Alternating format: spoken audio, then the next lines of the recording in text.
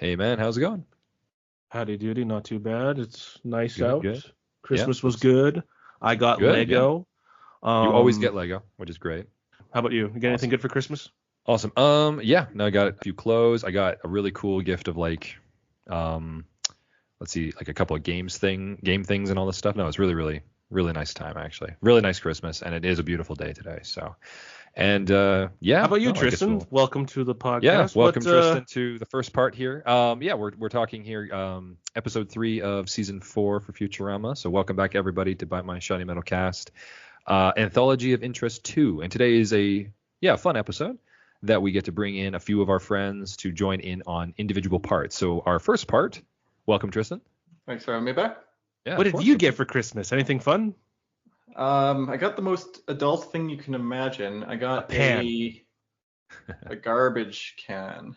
Yeah. Awesome. And yeah, welcome everybody to it. And yeah, like and subscribe for more content like this as we get right into it. So episode 3 begins, the title caption, Hey TiVo suggests this. If anybody recalls TiVo from way back in the day, I don't think anybody's really using it anymore with streaming services now. No, I think it still exists. Like TiVo, Oh, the it does. You concept just don't does, know because you how can still often pause people live use it. TV. Imagine that, Yeah. guys, pausing live TV. How deep do you want to go into this? I don't want to go title? into TiVo. I don't want to go Give us into 2 that. sentences, Tristan. 2 sentences. Yes. What's your thing here, Tristan? So of course TiVo, old school TiVo. I quickly Googled it. Came out in 1999, so very much vintage Oh, along wow. with Futurama. Does still exist to some extent, and is kind of just inherent to how TVs work now. Yeah. Um, Smart TVs. Yeah. But what the message is saying, hey TiVo, suggest this, is them, pretending to try to influence the algorithm, right? It's them saying, hey TiVo, this is a good thing to suggest to people to watch, just trying to game the algorithm, which Yeah, I'll, which is I'll kind of put a what they pin do in this. now on. That's what they do now on like YouTube and all these kinds of things, right? They try and Mhm. like put into the Uh, algorithm. So Like, subscribe, and share. yeah, exactly. Yeah. Literally Like what they you're should do, saying. yeah. Hey, YouTube, TiVo. recommend this. Oh, sorry. I was supposed to wait till the end of the video to say that. Oh. So, And it gets yeah. in. I'll put a pin in this for a point I want to bring up later. But like AI and manipulating AIs to favor certain content. So I'll just leave it there. For sure. All right. Well, now we get into the actual main episode. So as we have seen before with the other anthology of interests, like we have the what if machine, and we catch the professor, quote unquote, making it better, basically just by hitting a hammer against it or whatever. Now it works better. And we start with the one that Mitchell has always talked about as like something he thought was hilarious from the first one. Bender initiates a hilarious. conversation about like, okay, Being I've always excluded wondered at by nude being beaches. naked. I've been excluded nude beaches and this. So what if I was 500 feet tall? But this time he actually says, what if I were human? And this is just the beginning of it. And so I'll just do I think they got a lot of letters, because this time it would have been letters, maybe some Maybe, yeah. emails, but they Sure. probably got a lot of emails and letters Like, saying we really like, hey, wanna see why Bender didn't you do human. that? Yeah. That sounded awesome. So It's I'm pretty just much going to do straight fan service, isn't it? Yeah, Yeah, I'm just going to do yeah. a quick rundown of the episode, and then we'll get into the conversation about what we feel about it. So, opens up with Bender becoming human, with the professor using something called reverse fossilization. He does this with a toaster into a raccoon as a funny gimmick. So then Bender becomes human, white guy, blonde hair, average height, whatever, just becomes a normal human being. And he tests out being human by doing a bunch of random things with the Planet Express crew. They His take him to antenna bars. moved, though. Yes, they take him to bars. They give him food that he's never had before, never really wanted to eat before, because he never had any taste buds.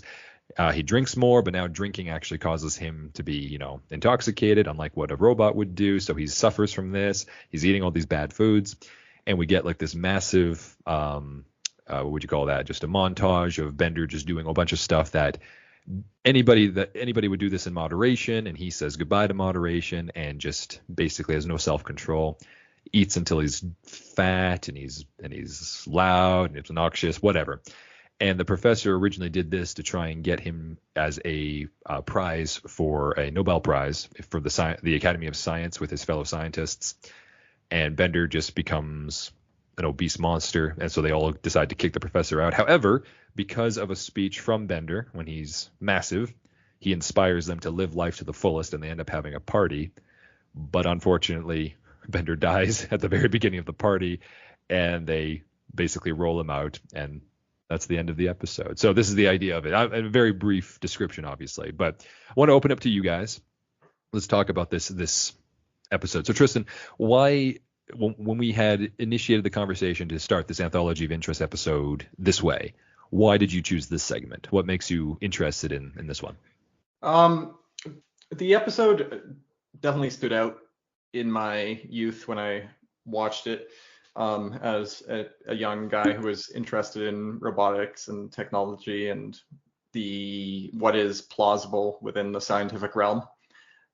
So this one definitely appealed on that front, but in a similar way that for the first What If episode, and I brought up that the What If machine itself was kind of relevant to the modern AI movement thing that's happening, like ChatGPT and all the generative AI stuff. I also think it's interesting to talk about AI, and the core to this discussion would be Bender being an AI object, an artificial and then his intelligence. mind becoming like an actual organic brain, and then him becoming an organic actual intelligence creature, and with things like ChatGPT getting closer to that level of intelligence, if probably still quite far away, but it just made it all the more relevant from my perspective today. Okay.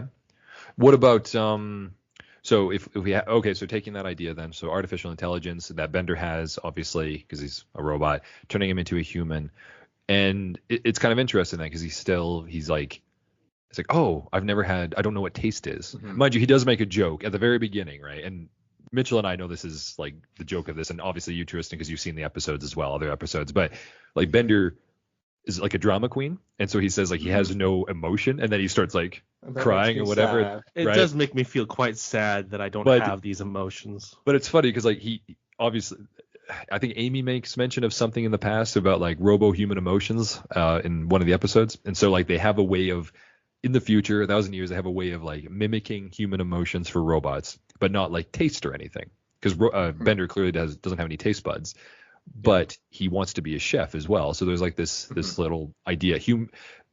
Bender, when you boil him down, like this episode's really interesting for that. When you boil him down, Bender has always wanted to be human in some regard, but it's kind of an interesting idea because once he becomes human, he just, what is it? He has no self-discipline. He has no control.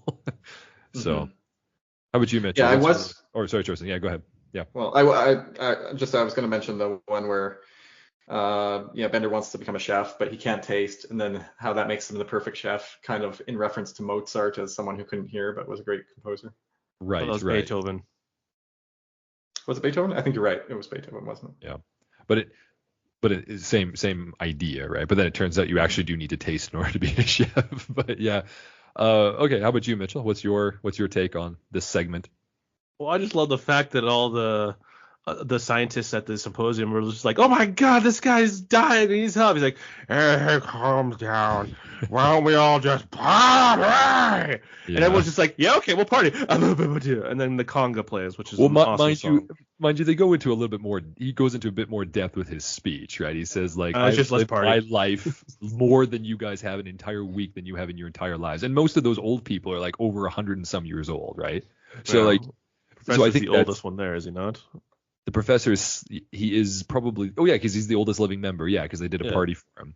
But like, okay, but Wormstrang is what, 40 years younger than him, so that puts him at like 130 years old too. So like they're all old, but it is funny to see that. Okay. Well, why don't we go into that then? What are our favorite? Do we have any favorite scenes or anything, or favorite gimmicks of this episode? I do like the montages, though I do get disgusted by it, but I do like the montages there. The antenna moving is pretty funny. I like the scene where he's exploring what it means to be human. And I guess it's a couple scenes where he's like, "Oh, my antenna has moved," and and then there's like this. I always remember is like, what if I was eating and went to the bathroom at the same time? Right? Bender, no, you can't do that.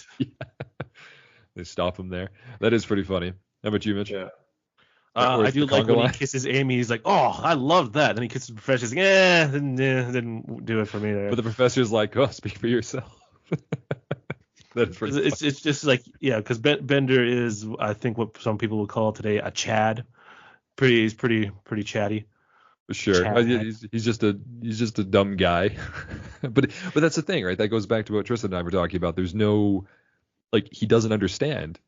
He doesn't understand. Like a human being that doesn't know how to, he didn't grow up with moderation and didn't grow up with discipline or self-control. And so he's just left to his own devices. This is what happens if people don't have discipline when they grow up. This is it. This is what happens. I feel like that was the core, like, these are short episodes. They're not super deep, Yeah. but I feel like if there's one core theme, it's like a commentary on that. There's a core human experience of like having to moderate oneself, right? Like we're adults, we could go out and we could buy a kilogram of sugar and eat that. Yeah, in the exactly. afternoon.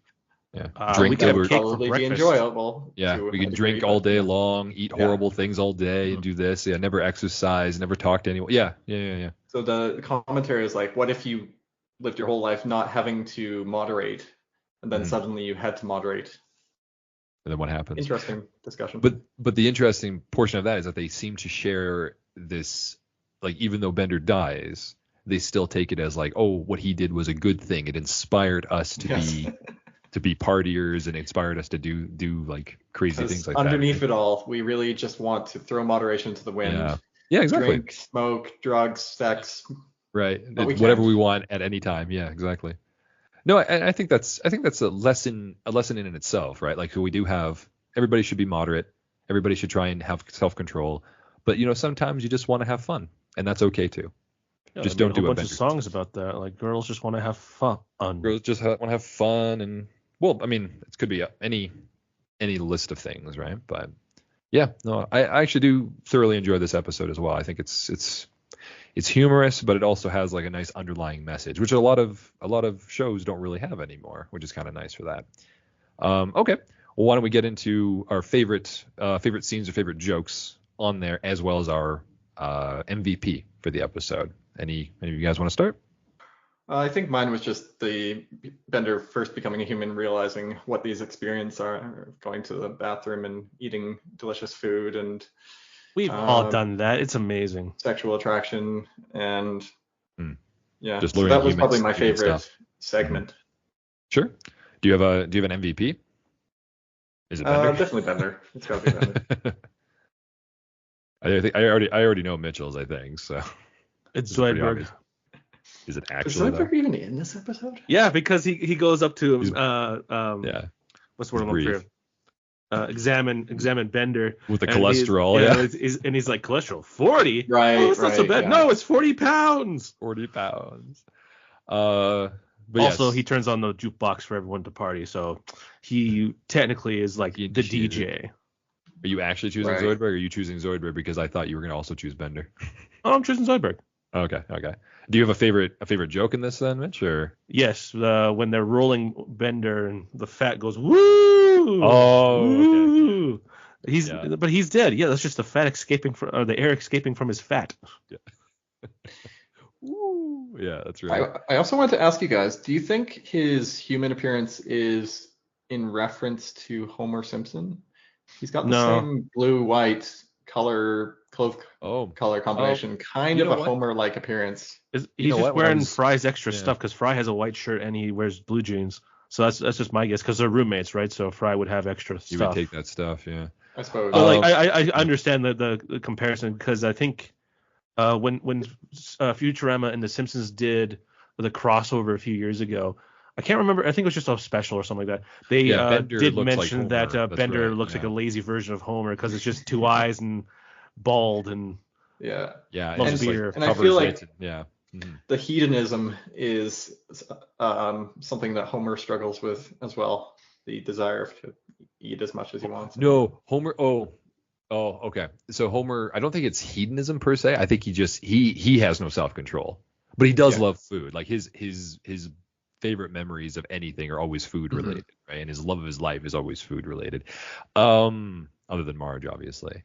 But yeah, no, fair enough. I actually did wonder myself. I thought maybe they were parodying, like maybe even using a cartoonish model of John DiMaggio, but I'm pretty sure John DiMaggio doesn't look like that No. per se. John DiMaggio So is a big guy. he's a bigger guy, and I don't think he has like blonde hair or whatever. So I'm pretty sure it wasn't that. But I did wonder, like, I wonder what they based this model on. And Homer John does look DiMaggio very is the much guy like who that. voices Bender, right? John DiMaggio is the guy who voices Bender, yes. So I remember hearing an interview with him where they first described the character Bender to him, and he's like, so you're going to play a robot who loves drinking, loves food, and loves smoking, and has trouble controlling his impulses. And John DiMaggio was like, yeah, I can kind of relate to that. yeah, I've got a voice for that, sure. Yeah, I'm also gonna go Bender as my favorite, my MVP for this episode. My favorite scene. I mean, I love the woo sound as well. That was pretty funny. Yeah, I do like the my antenna moved, or there it is. Maybe if I jiggle it a little bit, I'll get better reception. I thought that's pretty. No, Bender, you'll make God cry. So no, I like that. Yeah. Anything left to add about this segment? No, it's really. Probably my favorite one out of this bunch here. Mm. I'd say that one. Fair enough. Yeah, you try for your one here. No, yeah. I mean, this episode, this segment of this episode stands out just completely from probably when I first saw it as a teenager, and sure. Yeah, it's got many elements of things that appeal to me a great deal. Yeah, no, I get that. And because, Tristan, you're not going to be joining us for the other two segments afterwards, do you have anything that you like about those two before we finish up with you? I'll be honest, I can't remember them. Can you remind me? Because I mostly just watched this segment. Nintendo 64, like when life is more like a video game, and the other one with the Wizard of Oz parody, but it's not actually a what if machine thing. Yeah. I enjoyed them both fine, but they don't stand out in my mind in the same way. Yeah, for sure. Thank you, Tristan, for joining us today. It was wonderful to have you in, just for the small segment, but wonderful to have you talk here. And thanks for we used you. We don't need you anymore. Go away. Thanks for having me. For sure. Have yourself a great rest of your day, and we'll see you later, Try. All right, we'll move on here to part 2 of the Anthology of Interest number 2. And Tristan's left us now, but now we have Andrew. He's gone forever, no longer on this plane of existence. Andrew, welcome to the cast. Welcome back after all this time. It's been a little while since you've been here too. So how you doing? Doing good, guys. Great to be back. Rest in peace, Tristan. I'll miss you. What was your best present you got for Christmas? Indeed. My dignity back. Yeah, that's true. That's been on sale at Walmart, man. No, it's actually good. Did you get anything special for the holiday? Yeah, we wonderful. Bunch of big ticket items that just needed to be bought because we're grown-ups. Nice. Cool. We can't wait to see them. That'll be great. And not from IKEA. And not from IKEA, yes. Not from IKEA. Right. Not a knock on IKEA, though. Sure. No, it's a knock on IKEA. Love that. All right. Well, let's move on then to our next segment. So this one, of course, we have Fry's turn, and he decides to ask, what if life was more like a video game? However, he does it in a very stupid way, which I always appreciate these stupid questions from Fry. But they enter the what if machine, and it's Nixon who is giving trying to do a peace treaty with a fictional world of Nintendo 64. So you can kind of see how it dates itself in this case, but Nintendo 64 with a Donkey Kong character there. However, Donkey Kong ends up causing a scene and initiates basically some kind of war between Earth and Nintendo 64. So they start Nintendo 64 characters, where we see a whole bunch of video game characters we'll get into later. Wow, start invading versions of them. Sure. Well, sure. So they start causing issues amongst the world. So the military, also called military in this, which is kind of funny, they bring in Fry. Nice. Yeah, they bring in Fry because he is well known to be good at playing video games in this reality. So they bring him in, and he basically has to fight off the Space Invaders, the quote-unquote Space Invaders video game. And this is run by Lur, who is normally in the Omicron Persei 8 planet leader, but this time he's Nintendo 64, so kind of fun to bring him in. And I always loved seeing Lur. And they bring him in. Fry starts fighting. They seem to be winning. They're doing very well. However, Fry announces that he never was able to complete fighting all of these things because he always let his brother finish. And Such a Big Lurs. Brother thing to do too. Yeah, It's like, lures. I can't beat this level. Can you help me? No worry, So bro. lures I got you. Lur's ship ends up landing. They make their demands with a bunch of these characters, and all they want is quarters. And the quarters are just for doing laundry. Quarters. So they make a peace treaty based on, okay, why don't we just do our laundry together? And that's basically how it ends. We have some throwaways with the Pac-Man is the military commander who brings them in there, and he makes like the wah wah wah wah wah sound. And there's a whole bunch of funny little gimmicks of this. But yeah, I just want to get right into it. This is a very quick synopsis of the episode. So, Andrew, we'll start with you as our guest. What is your feeling towards this episode segment as a whole? What do you feel? Well, I mean, great overall. Just homage to the arcade classics. Right. Yeah, from before our time, but we still played them because they were still around and still good. Yeah, I think we're kind of like that last generation that can remember Going to an arcade. to an arcade, playing the big Yeah. box machines, as well as Yeah. graduating through to like Nintendo 64. Like the actual home consoles where you didn't need to go to an arcade anymore. That's true. That was more our generation. However, they are coming back. There's a lot of places that are kind of like pushing for those arcade styles again to get people interacting again. It's interesting, and like I'm here for that Mhm. pushback to bring people out of the house, get people socializing again. Yeah. Nah. Me too. Yeah. But it is nice to see those Nintendo characters though as well, right? Because those were 100%. not necessarily arcade. Yeah. And just quick, funny. Again, I love these anthology episodes because they have to be so tightly written. Mhm. There aren't a lot of throwaway lines, even when you look at like the names of characters. Like General Pac-Man is General Colin Pac-Man. Literally Pac-Man. Yeah. And just it's a nod to Colin Powell, who would have been the chief military chief of staff or whatever for the states at the time, right when they're gearing up to invade Iraq. That is clever. Just love the timing of that. Yeah, that's really good. And then not to mention like what does Leela say? Like, oh my God, they're invaders, possibly from space. Like it's little jokes here and there. Yeah, that's true. That's true. Yeah. How about always you? A fun episode. Yeah, absolutely. And how about you, Mitchell? What's your? I always love the little like wagga wagga wagga wagga. Yeah. These are very arcade box games and stuff like that. And I do appreciate them using all of them. Well, I'm trying to remember what my favorite one was like growing up and stuff like that. Yeah, I was actually gonna ask that. Yeah. Did you guys have a favorite out of all the characters that showed up in this game? Did you get? I was always a big Pac-Man fan. I mean, that's the most simplistic. Pac-Man right? was probably the game, right? And then the biggest thing in the world, I remember my mom talking about it because she loved Pac-Man, was when they brought in Mrs. Pac-Man. Oh God, it's Pac-Man with a bow in it, but it's Mrs. Pac-Man. Yeah. Oh, and we get a cameo of Mrs. Pac-Man after her poor husband died. Tend to the widow Pac-Man. But okay, I'm trying to think because there's a few. I liked Metal Slug. That was fun. The Spider-Man game where you could play as what was it, Spider-Man, Submariner, the Marvel Heroes one, yeah. Hawkeye. I can't remember what the fourth one was. I love the Simpsons arcade game. Just as a Futurama side thing, that was great. Yeah, that was a fun one. Unfortunately, I never had 3 other friends to play with me where we could pick up the car unless that was a rumor kind of thing, right? I like bring that back. Put it on like classic, like even like on a phone app and stuff like that, because you could do that because that's how much power phones have compared to boxes back then, and it wouldn't even be a blip. That's true. I think the most I ever had, I had like my friend and then I think one other person who was in the arcade joined us for one, so we only ever had 3 out of the 4. Yeah, I think that it was me, my brother, and my dad. Yeah, it's fun. Actually, well, just to go through them then, just Street Fighter. So we saw Mario, we saw Donkey classic. Kong. Well, Street Fighter's classic, yes. Mario and Donkey Kong, which I guess are kind of in the same game at the time. The hammer one where like you climb the ladders to Donkey Kong. This is kind of like pre-Mario, but it still is Mario. It's Donkey Kong's father with Jumpman type of thing going on. Yeah, Jumpman. Yeah. So for the lower kids, Cranky Kong is that Donkey Kong. Just so you all know, that's kind of fun that way. Yeah. So Space Invaders, obviously we had that. And what's that? Asteroid Asteroid. What's that? Cubert. Thank you. Yeah. Okay. And what's that orange? It's not the orange. The green. He's like, quarters. Give us all your quarters. Do you guys know where that one's coming from?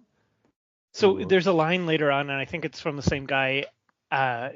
He says, "All your base are belong to us," which is it wasn't obviously the first meme, but it was very early internet meme, based on a Japanese arcade game that I don't think ever got Well, it must have got translated because it was translated very, very poorly.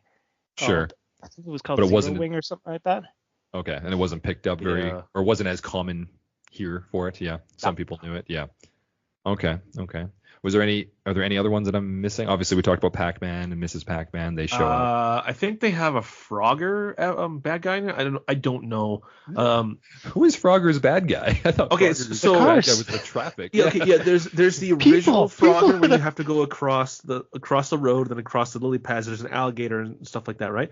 So one of the ones that my brother and I played growing up on a computer was the Frogger revamp when it was 3D. I think it could have been on Nintendo 64. I'm not too sure. It was that kind of graphics. Sure. This was the second one, so Frogger 2, where it was a little more like science fiction and stuff like that. He went to like a haunted house and stuff like that. Anyways, there was this monkey that had been reanimated, but it had its brain outside, like Mojo Jojo, basically. Kind of thing, right? Right. And if you hopped quickly, he'd hop double as quickly. But if you hop slow, he would hop slow with you.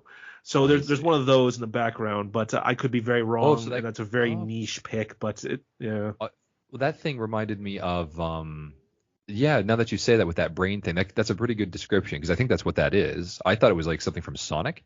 Yeah, the Nintendo, the Robotnik, the 64 like, cutting room or whatever. But okay, that's probably what it is then. That's clever. That's actually really out there kind of choice. Yeah, it's a very niche pick. Yeah. Well, I guess a lot of these are very common or they're very niche, right? Depending on your time. Also, like Q*bert is like an 80s thing, right? Or early 90s. So like but like everyone played some Q*bert. Everybody should know this one, right? Great. Yeah. And okay, so let's go on then. We'll talk a little bit about our favorite scenes or anything, favorite scenes and funniest jokes or anything that you kind of caught, and of course your MVPs. Go ahead, Mitchell. Why don't we'll go with you this time? What's your? It's obviously Fry because he's got the Tom Sawyer in the background playing the game and stuff like that. Today's Tom Sawyer. I love that. His All Rush mixtape and his All Rush mixtape. Yeah. Because you guys never said your guys' favorite Nintendo arcade games though. Oh, sorry. Yeah. Well, I said Pac-Man and all that stuff. I did like the Simpsons one. Yeah, but okay, yeah. And then Andrew, I remember you saying. Yeah, sorry, Andrew. Did you have? I gotta give it to Street Fighter. Street Fighter. Okay. Street Fighter. Yeah, that was an original good one. Yeah. I do enjoy those old ones. Yes. But MVP, it still would be Fry. But favorite scene, yeah. I do like the sequence where they go through Pac-Man's world and stuff like that, and Zoidberg eats Fry, and he's no, Zoidberg eat Fry. It's okay. I got another guy. I got another life. Yeah, another guy. Yeah. Life like a video game would be fun if you had lots of lives. Extra stuff lives. Like that. I think that's the only reason you'd want life to be like a video game, right? Actually, I was gonna say I'll piggyback off that. Then I'll just announce mine because I would say my MVP for this segment was Zoidberg because I do love that when he's like going through and he's like rah, rah, rah, rah, and he's like eating all the things and then it comes out and he spits them. They're just like and there's and when they say like, oh, can we do your laundry with you? And he's like, have you smelled Donkey Kong's loincloth? And Zoidberg's like, yes. Yeah, those are some good jokes. So I'm still gonna say Fry, really good lines. But Zoidberg would be a close second. For sure. Yeah. And my favorite scene. I mean, I do like that with the like when they're saying like, oh, what should we do, Captain Lur? And he's like, go down and reverse, like speed up a little bit, change direction, speed up slightly. So I thought that was pretty funny. How about you, Andrew? What's your overall scene, favorite joke, MVP? I got to agree with Mitchell. MVP is Fry. Like this is a Fry episode through and through. Shout out to Geddy Lee and the rest of Rush, Alex Lifeson, Neil Peart. Right. Anytime we're making a Rush reference, I gotta call that out. Slap at the bass. Best scene. There's two that come to mind. So Fry loses in Space Invaders. Right. And of course you get your high score. You got to put ass. Oh right. I forgot about that. That's right. Yeah. That how many naughty words can you make out of 3 letters? Yeah. And you even hear his little like he's just lost. Like the world is about to be invaded, but he still has to put ass in there. Right? Okay. Yeah. And another one? Yeah. Like I do. So when the aliens all come out of the spaceship, and the little green guy says, "All your base are belong to us." That got a chuckle out of me. Because that would have been very like that meme was just kind of coming out at that time, so very very fresh, very new. Absolutely. Yeah. Absolutely. No, fantastic. For sure. And best quote though has to be I can't remember exactly what it goes like, but It's the professor saying monkeys aren't donkeys or something like that. Oh, right. Right. The professor did have a I couple know good that lines. monkey. His name is Donkey. No, donkeys aren't monkeys, right? Yeah.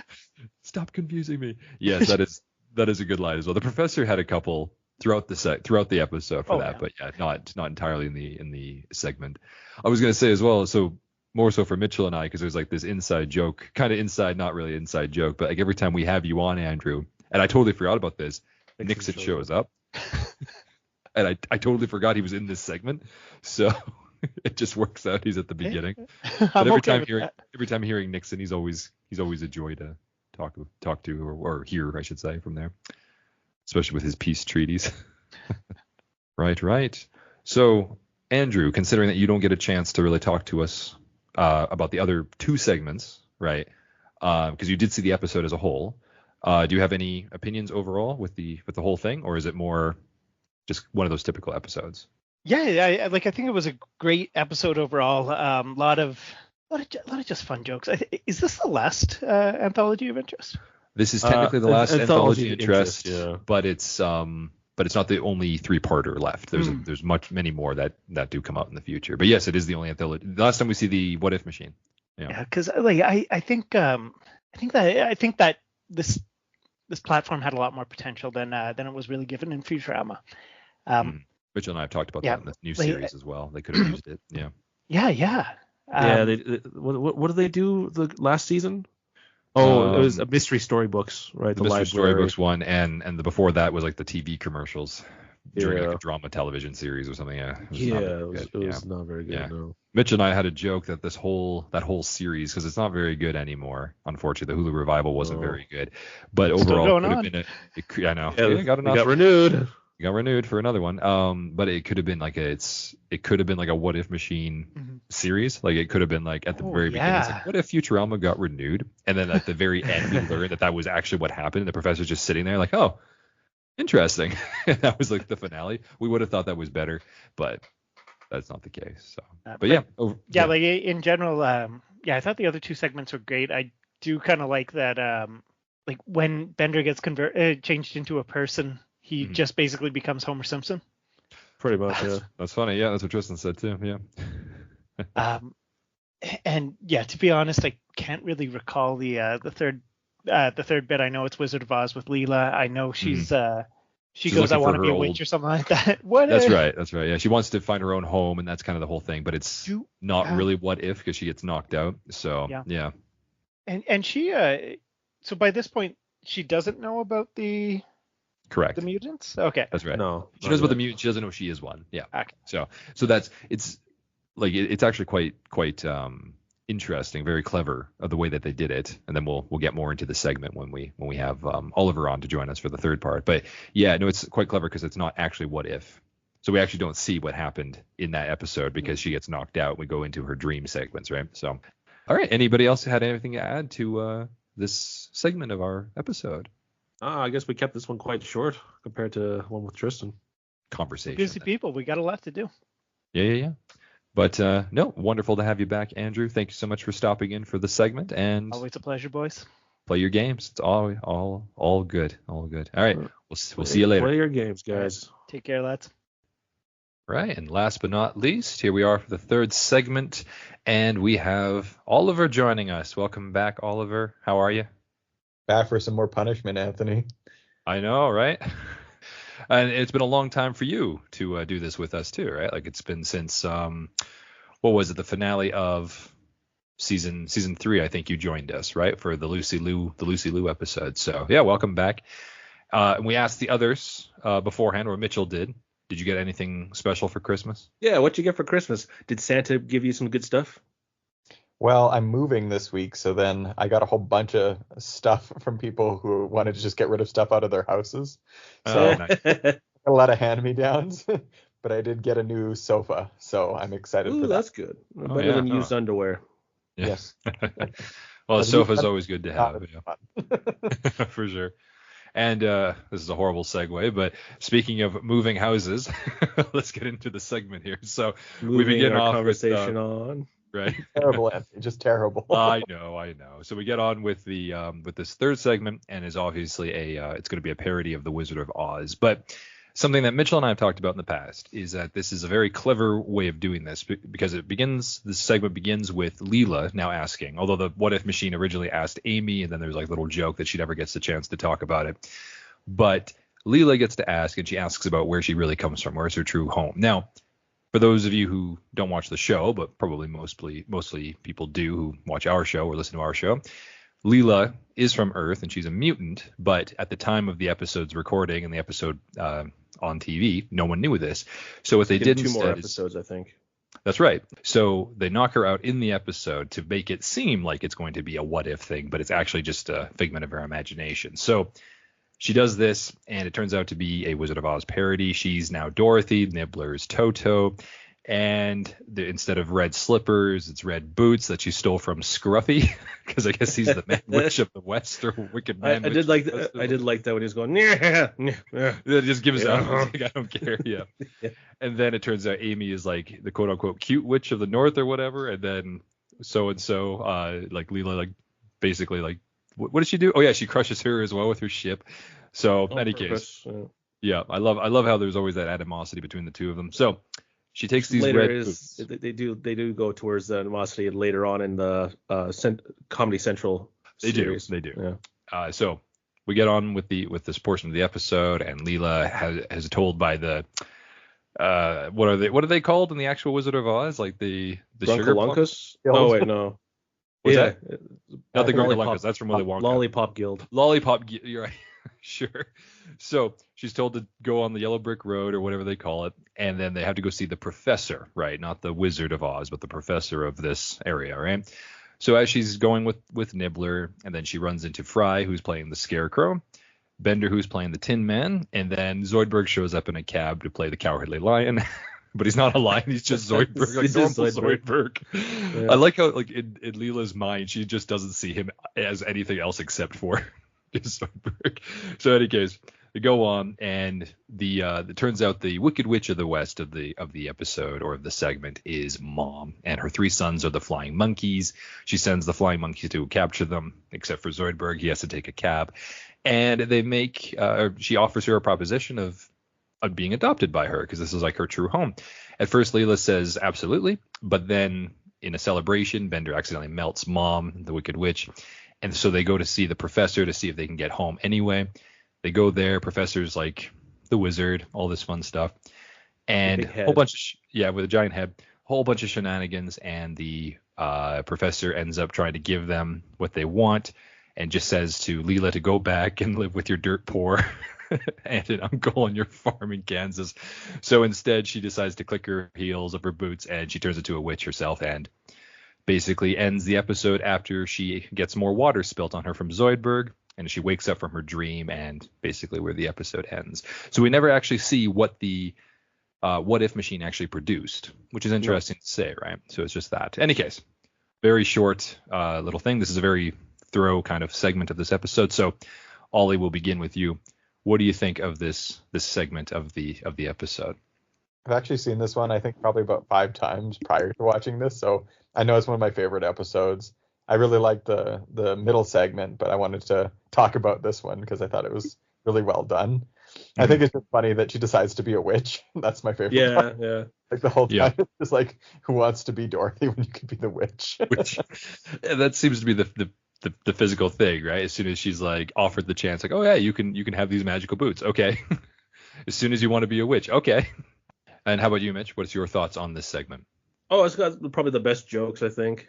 Out of the it does 3. have some pretty good jokes, yeah. And all it is just everyone being a jerk. Like Leela, she's a jerk in this one kind of thing. Oh, you just need a brain. Why does everyone keep saying that?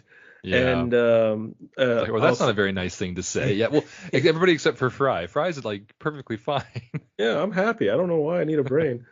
Sorry, I was just going to say. I thought this was also Zoidberg was. He's always hilarious in this segment. No, sorry, I didn't mean to interrupt you. I was just going to say it's funny that we also had Ollie on for this segment because it also works out that there's a Stephen King thing, and I know Oliver's a big fan of Stephen King as with the books and everything because he's reading Carrie. And he's trying to scare the crows by reading the book. No, Stephen, I actually get a deeper connection here because we watched The Haunting last time, and it was about like a parody of Christine, and he's reading the Crow's Christine again. That's right. It's kind of funny that way, isn't it? Yeah.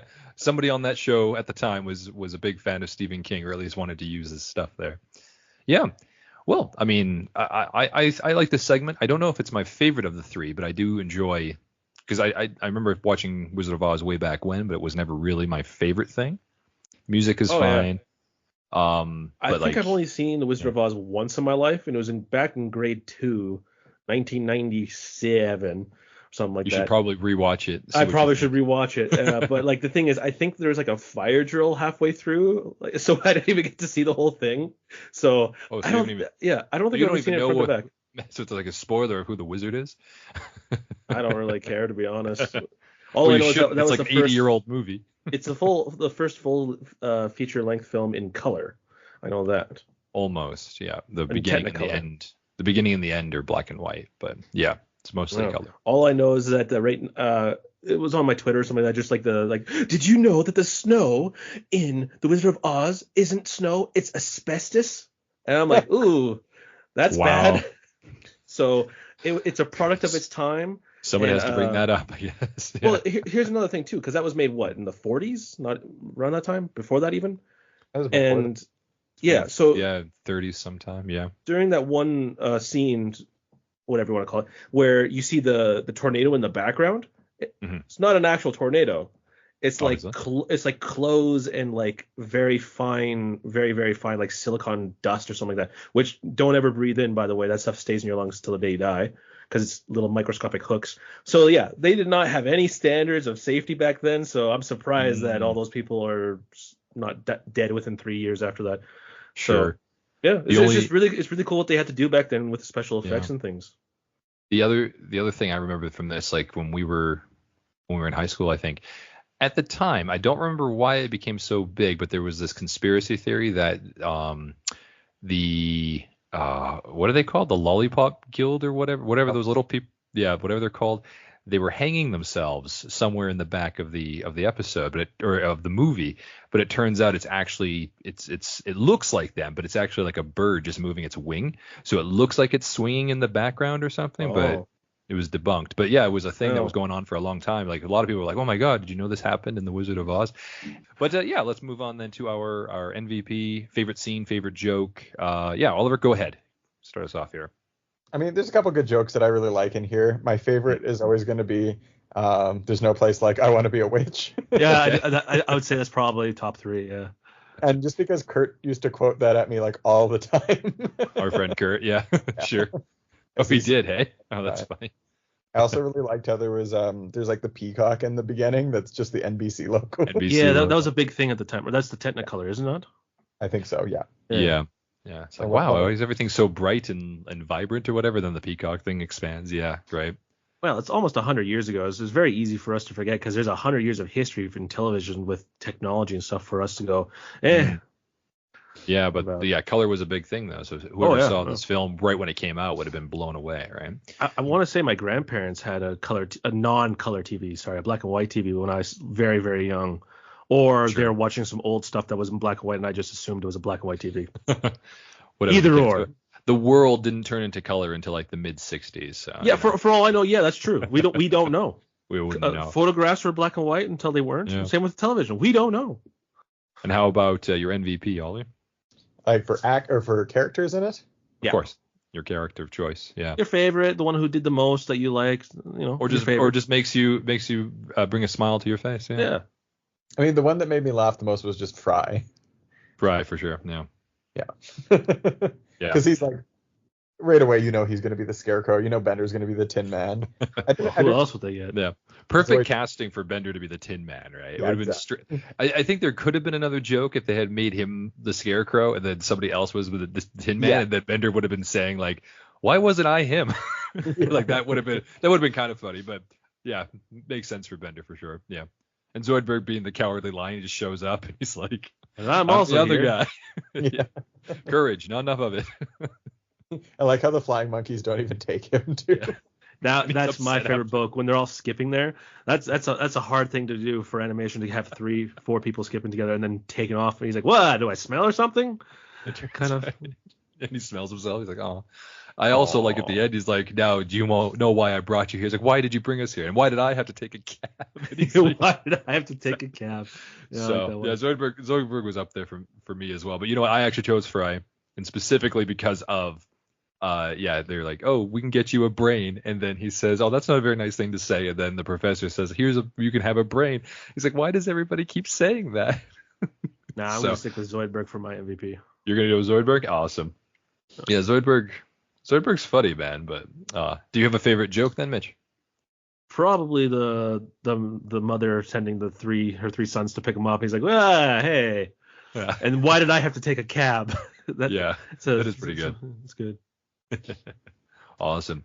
Right then. And also, I will also put this there as my honorable mention joke.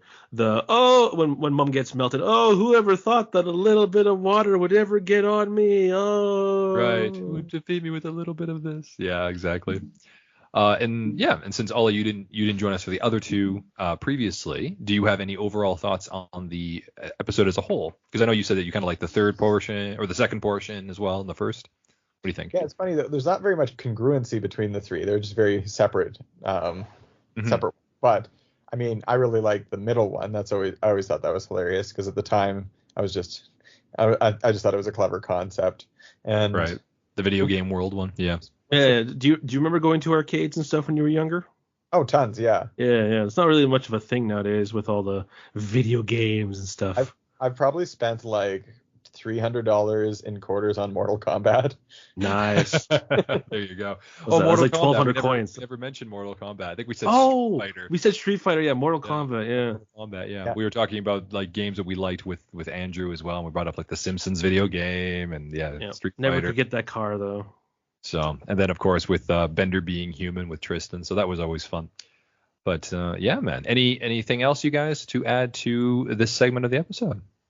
It's a sad thing that there's only 2 of these Anthology of Interest. I wish they would do more, but and especially even like because we had Amy, right? And I'm pretty sure people had issues like, why didn't Amy get to go? Because like the first one, when Bender goes as a robot, I've always felt excluded at human parties, nude beaches and stuff. And we got that one where he was human in this episode. We actually have to be human. Yeah, so I would like to see what Amy would have to see with the what if, and even Hermes, and who's another one they could have, even the professor. But the professor technically I think was the first one. No, Scruffy the janitor doesn't talk. Because even in this episode, right? Who's next? Is it Scruffy? Is it this person? Is it this person? They have like a Star Trek cameo or whatever as well. I don't know. I think it's I would love to see that as well. I think if they expanded on the roster of characters, which they did in later seasons, like they had more of the other cast that had like episodes to themselves, not just to these 3, then yeah, we actually would have probably seen more Anthology of Interests with everybody, and that would have been nice. But I guess the other 3-parter episodes kind of did that. Yeah, they filled that itch. Mixed everything. They scratched that itch. But yeah, I agree. We should have had more Anthology of Interests. And how about you, Ollie? Anything to add for this episode as a whole? No, I just like them. They kind of parallel like the Simpsons Treehouse of Horror. Mm-hmm. Yeah. After we have three sort of parodies within one episode, I like that. It's always fun because it's so quick. Like the pacing's always good. Agreed. It's quick. Yeah. For our short attention spans, as we've all been forced into. Yeah, that's great. That's nice to see it, but it's nice to go back and watch it because it's still some good quality writing and everything, which is nice in those 7-minute segments. But I guess that'll do it. So thank you so much, Oliver, for joining us. It was wonderful to have you here for this last segment of it. And as always, Mitchell, thank you for joining me. And have a great rest of your day, everyone. Like and subscribe. We look forward to talking to you guys in the future. Make sure to comment as well if you have anything to say. And next time for our episode Love and Rocket. Yeah, episode 4, right? 4 of season 4. Love and Rocket. So that'll be a fun one here. So have a good one, everybody. Take care, guys. Toodaloo. Thanks for having me back. See you.